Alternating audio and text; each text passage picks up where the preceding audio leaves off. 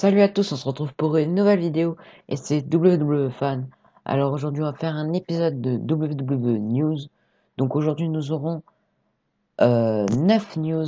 Donc la première news c'est que Sami Zayn est absent car il était devenu père. Sami Zayn a décroché le titre intercontinental lors de l'Elimination Chamber en mars 2020 et le titre est rapidement devenu vacant alors qu'on apprenait que Sami Zayn n'allait pas revenir de sitôt alors qu'il refusait de revenir travailler pour sa santé.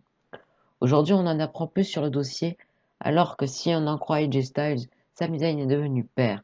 En effet, AJ Styles a déclaré lors de Talking Smack sur le WWE Network que Sami Zayn n'a rien fait pendant sa période de repos alors qu'il était père et qu'il en a profité pour manger et devenir gros.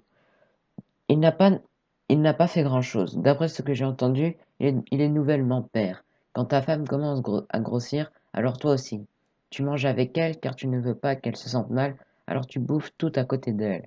Peu importe ce qu'elle veut manger, on mange tous ensemble.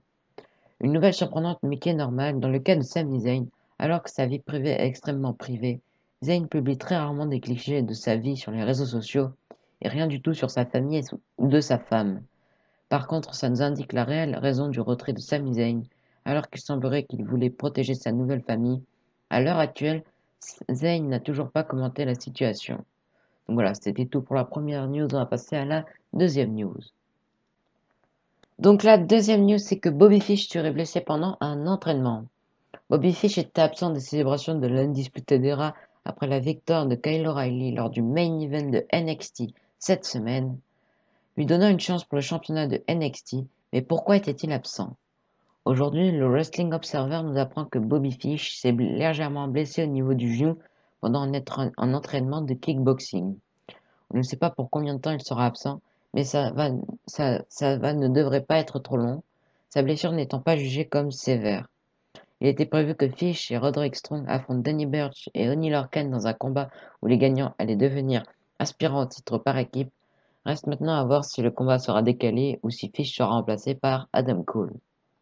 Voilà, c'était tout pour la deuxième news. On va passer à la troisième news. Donc la troisième news, c'est que The Rock fera une apparition à Impact Wrestling. Une première historique, The Rock fera une apparition du côté d'Impact Wrestling prochainement. En effet, The Rock a annoncé sur Twitter qu'il va enregistrer une courte vidéo pour introduire Ken Shamrock au Hall of Fame d'Impact Wrestling, une demande qui a été faite publiquement. Ken Shamrock a ainsi demandé au Rock s'il voulait lui faire une vidéo, étant donné que les meilleurs moments de sa carrière sont avec l'acteur.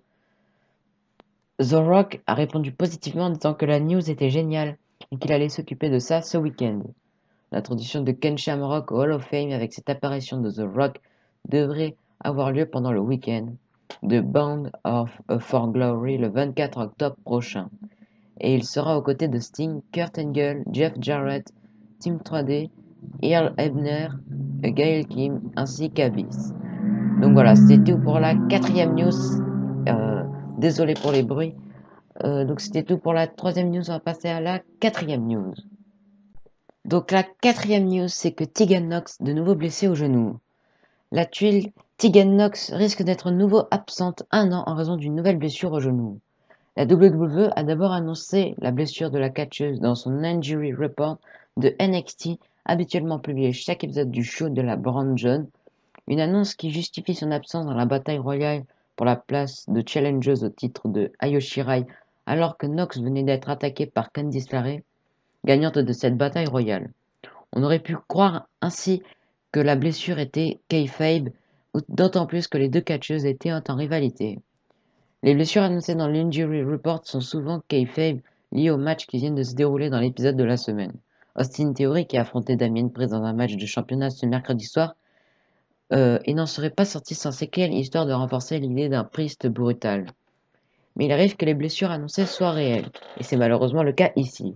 Tegan Nox souffrirait d'une nouvelle déchirure du ligament croisé, la même blessure qui l'a tenue éloignée pendant un an et devrait de nouveau se faire opérer et être absente plusieurs mois. C'est la troisième fois de sa carrière que Tegan Nox se blesse au genou. La dernière fois, celle-ci s'était déjà faite une déchirure du ligament croisé dans un match contre Rhea Ripley dans le Mae Young Classic 2. Donc voilà, c'était tout pour la quatrième news. On va passer à la cinquième news. Et donc, la cinquième news, c'est qu'une fête qui est à l'origine de la vague de contamination au Covid-19 à la WWE.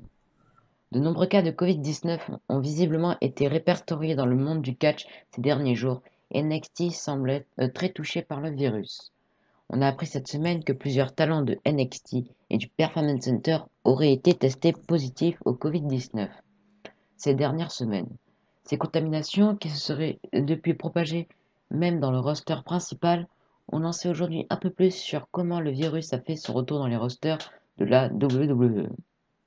Il semblerait, selon le site PW Insider, que tout soit parti d'une fête organisée par un talent de NXT, où étaient invités plusieurs talents non seulement de la WWE, mais aussi de l'AEW, et à laquelle s'est rendue une personne porteuse du virus mais asymptomatique. Le virus s'est depuis propagé à plusieurs talents et employés. Chelsea Green a par ailleurs elle-même annoncé avoir été testée positive sur sa page Facebook. NXT interdit de Thunderdome. Selon le site d'information, les talents de la Brown John et du Performance Center ne seront plus à travailler au sein du Thunderdome. Certains talents du roster principal auraient par ailleurs exprimé des craintes du fait que la WWE a utilisé plusieurs catcheurs du Performance Center pour les incursions de rétribution à Raw ces dernières semaines. La WWE a publié dans la foule un communiqué pour s'exprimer sur ses récents tests positifs. Dans le cadre des protocoles de tests en cours, la WWE a terminé mardi sa deuxième série de tests Covid-19 hebdomadaires.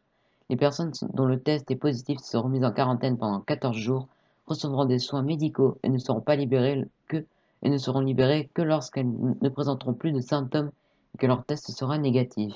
En outre, une recherche approfondie des cas contacts a été effectuée et d'autres personnes ont été placées en quarantaine pendant 14 jours et ne seront libérées qu'après avoir été testées négatives.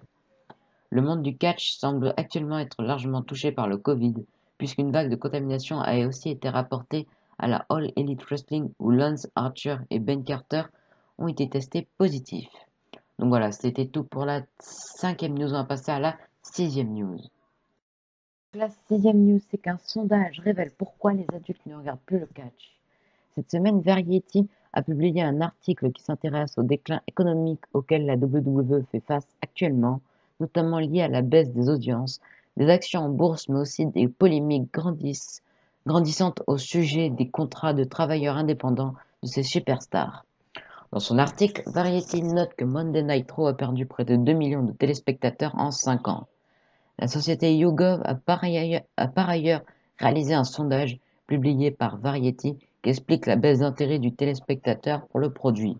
YouGov a interrogé 471 adultes américains âgés de 18 ans ou plus et qui avaient l'habitude de regarder au moins Raw, SmackDown, NXT ou AEW Dynamite. Les données suivantes révèlent pourquoi les sondés ne regardent plus ces programmes. Donc à 30%, cela semble plus caricatural que lorsque j'aimais ça. 29%, les histoires sont moins bonnes, intéressantes. Pour 28%, les personnages sont moins bons, intéressants. Pour 26%, les matchs sont moins bons, intéressants. Pour 14%, le produit cible davantage les enfants. Pour 9%, les commentateurs sont moins bons. Pour 7%, le show n'écoutait pas les fans. 24% autres et 12% pas certains. YouGov a également interrogé 1200 adultes américains âgés de 18 ans ou plus, toutes catégories confondues pour déterminer le pourcentage d'Américains regardant le catch. 43%, je n'ai jamais regardé un show de catch. 43%, je regardais du catch, mais plus maintenant. 12%, je regarde du catch régulièrement ou occasionnellement. 2%, je ne sais pas. YouGov a aussi interrogé 652 adultes américains âgés de 18 ans ou plus qui ne regardent plus de catch.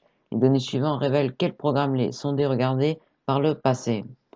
Donc à 55% WWE Raw, à 55% WWE SmackDown, à 10% WWE NXT, à 3% AEW Dynamite, à 28% aucun de ces shows. Donc voilà, c'était tout pour, la sixième news. On va passer à la septième news. Et donc la septième news, c'est que lundi dernier à Raw, les membres de Retribution ont révélé avoir signé un contrat avec la WWE. Cette annonce a fait bondir plus de fans qui se sont demandé l'intérêt pour une compagnie de proposer un contrat et un salaire à des personnes qui ont détruit leur infrastructure envahissent leur show et qui ont pour objectif de détruire la compagnie. Sur Twitter, T-Bar, Dominic Dijakovic, s'est exprimé à ce sujet et a répondu à cette question. Selon lui, la WWE a offert un contrat à rétribution car cela est économique plus rentable que des agents de sécurité que l'on n'arrête pas de blesser. T-Bar ajoute que malgré cela, leur objectif reste de détruire leur employeur, la WWE. Dans un autre tweet, T-Bar a essayé de se montrer plus convaincant que ses précédentes explications. Oui, la WWE nous paye pour détruire leur compagnie car nous la détruisons déjà, quoi qu'il arrive. Ils pensent qu'ils pourront contenir notre chaos maintenant que nous sommes sous contrat. Ils n'y arriveront pas. Arrêtez de trop réfléchir sur littéralement tout. Donc voilà, c'était tout pour la 7e news. On va passer à la dernière news. La 8e news, c'est que la WWE avait envisagé un nom très particulier pour un membre de Retribution. Bien que cette information semble assez aberrante, les fans ne seront pour autant pas surpris d'apprendre que celle-ci vient directement des bureaux de la WWE. Selon WrestleBots, les officiels de la compagnie ont une idée de nom plutôt original à attribuer à Mia Yim ou Mercedes Martinez, les membres féminines de Retribution. Ce nom était Shatter et heureusement l'idée a été abandonnée. Le mot Shatter signifie en français brisé, mais il s'agit surtout d'un nom de drogue extrait endurci de cannabis qui se brise, d'où le nom. Bien connu des consommateurs, il n'aurait pas été le seul nom plutôt insolite qu'un membre de Retribution aurait reçu, puisque Slapjack est le nom d'un jeu de cartes, mais aussi d'un plat traditionnel biélorusse et indien, tandis que T-Bar est le nom d'un appareil de musculation. Concernant Mace, il fait évidemment référence à l'arme de guerre médiévale. Donc voilà, c'était tout pour cet épisode WWE News. Je vais vous faire mes pronostics pour WWE Clash of Champions 2020. Donc voilà, c'était WWE Fan. Allez, abonnez-vous, lâchez des pouces bleus, des commentaires. Allez, bye.